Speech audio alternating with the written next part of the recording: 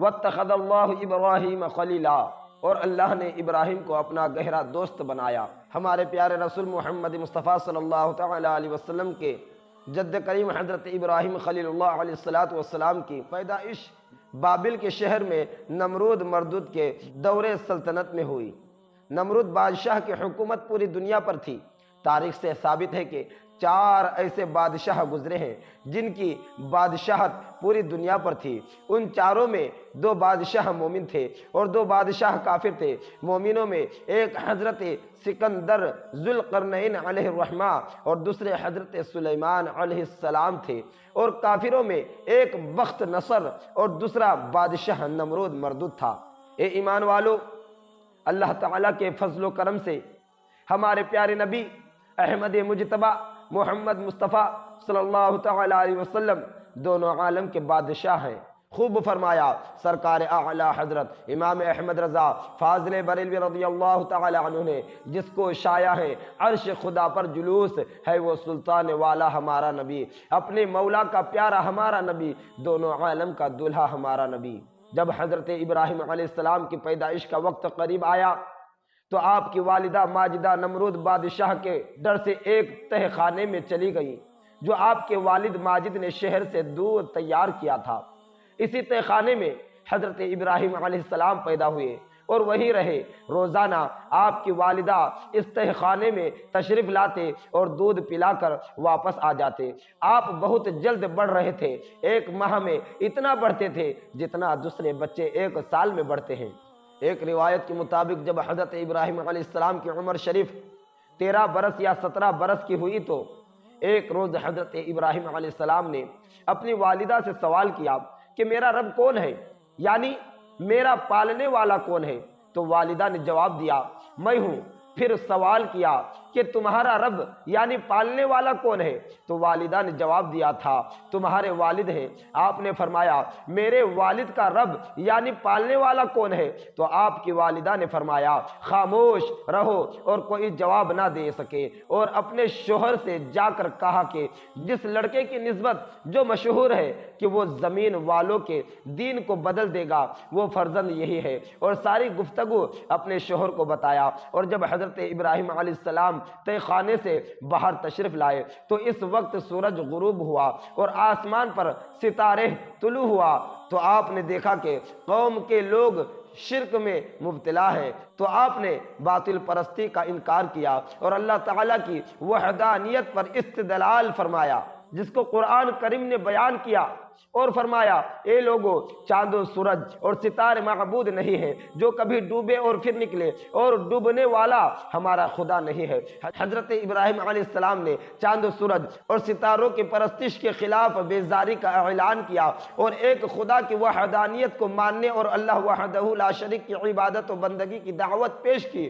آپ کا چچا آزر بت بناتا اور بیچتا تھا۔ حضرت ابراہیم علیہ السلام نے اپنے چچا آزر سے فرمایا یا ابتی لم تعبد ما لا يسمع ولا يبصر ولا يغني عنك شيئا، اے میرے باپ کیوں ایسے کو پوجتے ہیں جو نہ سنے نہ دیکھے اور نہ کچھ تیرے کام آئے۔ آپ کا چچا آزر لاجواب ہو گیا اور کہا اے ابراہیم، اگر یہ بت تیری رسالت اور تیرے خدا کی وحدانیت کی گواہی دے دے تو میں تم پر ایمان لے آؤں گا۔ حضرت ابراہیم علیہ السلام نے دعا کی تو تمام بتوں سے یہ آواز آئی لا الہ الا اللہ ابراہیم خلیل اللہ۔ آزر نے جب یہ معجزہ دیکھا تو کہنے لگا اے ابراہیم علیہ السلام، تو بڑا جادوگر ہے، اور ایمان نہ لایا۔ حضرات، نمرود کی قوم کا سال میں ایک عید کا دن ہوتا تھا جس کو وہ لوگ میلے کے طور پر مناتے تھے۔ ایک روز جو ان کے میلے کا دن تھا، عمدہ لباس پہن کر میلے میں جاتے اور قسم قسم کے لہو لعب میں مشغول ہو جاتے، واپس ہو کر بت خانہ میں جاتے اور بتوں کی پوجا کرتے۔ اللہ کے خلیل حضرت ابراہیم علیہ السلام نے دیکھا کہ سب میلے میں جا چکے ہیں اور بت خانے میں بت اکیلے رہ گئے ہیں، تو حضرت ابراہیم علیہ السلام نے کلہاڑی لی اور تمام بتوں کو توڑ ڈالا اور ایک بڑے بت کے کندھے پر کلہاڑی رکھ کر چلے گئے۔ جب نمرود کی قوم کے لوگ میلے سے واپس ہوئے اور بت خانہ میں جا کر اپنے بتوں کی بدحالی دیکھی تو سب بھڑک گئے اور کہا کہ یہ کام ابراہیم علیہ السلام کا ہے، اسی نے ہمارے بتوں کے ساتھ یہ معاملہ کیا ہے۔ جب یہ واقعہ نمرود کو بتایا گیا تو نمرود مردود نے حضرت ابراہیم علیہ السلام کو بلایا۔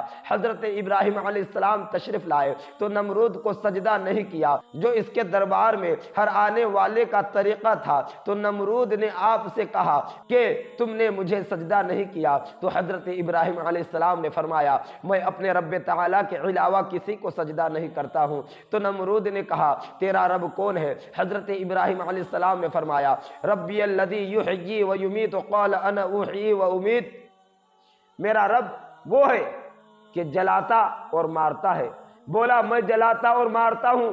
نمرود نے دو قیدیوں کو بلایا، ایک قیدی جو رہا ہونے والا تھا اس کو مار دیا اور جو قتل ہونے والا تھا اس کو رہا کر دیا اور کہا میں نے اس کو زندہ کر دیا، اے ابراہیم علیہ السلام دیکھو میں بھی زندہ کرتا ہوں اور مارتا ہوں۔ حضرت ابراہیم علیہ السلام نے جان لیا کہ نمرود بڑا بے وقوف اور نادان ہے، اب اس کے سامنے ایسی دلیل پیش کی جائے جس سے ظالم نمرود بے بس اور لاچار ہوئے اور اس کی جھوٹی خدائی کا بھانڈا پھوٹ جائے، اس لیے حضرت ابراہیم علیہ السلام نے ایک ایسی دلیل قائم فرمائی جس کا کوئی جواب نمرود کے پاس نہ تھا۔ اس کو قرآن کریم بیان فرماتا ہے قال ابراہیم فإن اللہ یأتی بالشمس من المشرق فأتی بها من المغرب فبہت الذی کفر۔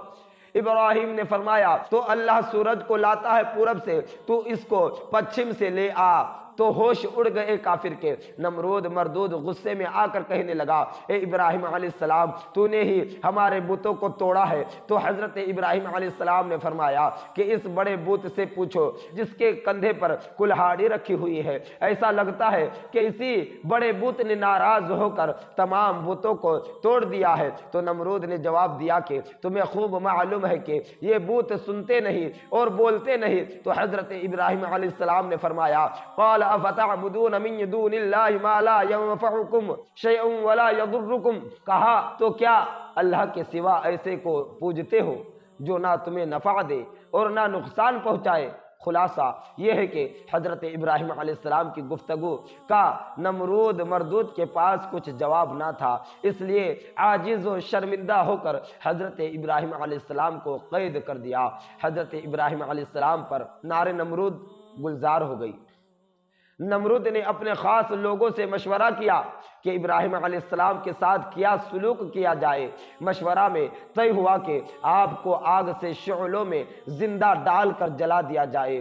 نمرود مردود نے حکم دیا کہ ایک پتھر کی 30 گز لمبی اور 20 گز چوڑی ایک چہار دیواری تیار کی جائے اور ہر چھوٹے بڑے مرد عورت اس چہار دیواری میں لکڑیاں جمع کرے، اور جو اس حکم کی نافرمانی کرے گا اس کو بھی حضرت ابراہیم علیہ السلام کے ساتھ ہی اسی آگ میں ڈال دیا جائے گا۔ کفار و مشرکین نے حضرت ابراہیم علیہ السلام کی دشمنی اور نمرود مردود کو خوش کرنے کے لیے اس جوش و خروش کے ساتھ لکڑیاں جمع کی۔ 1 ماہ کامل تک لکڑیاں جمع کی جاتی رہے۔ جب چہار دیواری لکڑیوں سے بھر گئی تو ان میں آگ لگا دی گئی۔ آگ کے شعلے آسمان کو چھونے لگے، اگر کوئی پرندہ آگ کے اوپر سے گزرتا تو جل کر راکھ ہو جاتا تھا۔ آگ کی گرمی اور حرارت سے شہر کے لوگ پریشان ہونے لگے اور آبادی کے لوگوں کا اپنے گھروں میں رہنا دشوار ہو گیا تھا۔ جب آگ اپنے پورے شباب پر آ گئی اور حضرت ابراہیم علیہ السلام کے ذریعہ آگ میں ڈالے جا رہے تھے کہ حضرت جبرائیل علیہ السلام حاضر خدمت ہوئے اور عرض کیا یا ابراہیم الک حاجہ، یعنی اے ابراہیم علیہ السلام کوئی حاجت ہو تو بتائیے، جبرائیل خدمت کے لیے حاضر ہے۔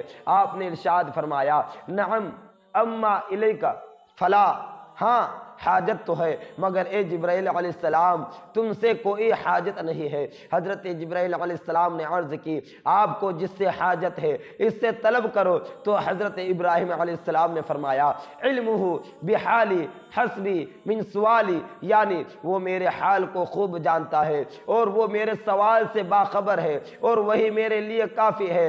گویا حضرت ابراہیم علیہ السلام فرما رہے تھے جانتا ہے وہ میرا رب جلیل آگ میں جاتا ہے، اب اس کا خلیل۔ اب حضرت ابراہیم علیہ السلام آگ کے قریب پہنچ چکے تھے کہ اللہ تعالیٰ کا حکم ہوتا ہے یا نار کونی بردا وسلاما علی ابراہیم، اے آگ ہو جا ٹھنڈی اور سلامتی ابراہیم پر۔ رب تعالیٰ کا حکم سنتے ہی آگ حضرت ابراہیم علیہ السلام پر گلزار ہو گئی۔ نمرود مردود بلند مکان پر چڑھ کر دیکھنے لگا کہ حضرت ابراہیم علیہ السلام ہلاک اور آگ میں جل کر راکھ ہو گئے ہوں گے۔ جب دیکھا تو آگ کے تمام شعلے پھول بن چکے تھے اور تمام آتش قدح گل گلزار بنا ہوا تھا، اور حضرت ابراہیم علیہ السلام فرشتوں کے جھرمٹ میں پھولوں کے تخت پر جلوہ گر تھے۔ پوچھا اے ابراہیم علیہ السلام کس طرح اس آگ سے بچ کر اس ناز و نعمت میں پہنچ گئے ہو؟ تو حضرت ابراہیم علیہ السلام نے فرمایا ھذا من فضل ربی، یہ میرے رب تعالیٰ کے فضل سے ہے۔ تو حضرات اگر ویڈیو پسند آئے تو لائک، سبسکرائب اور فیس بک پہ ہو تو فالو کریں اور زیادہ سے زیادہ ویڈیو کو شیئر کریں تاکہ آنے والا ویڈیو آپ تک پہنچتا رہے۔ السلام علیکم ورحمۃ اللہ وبرکاتہ۔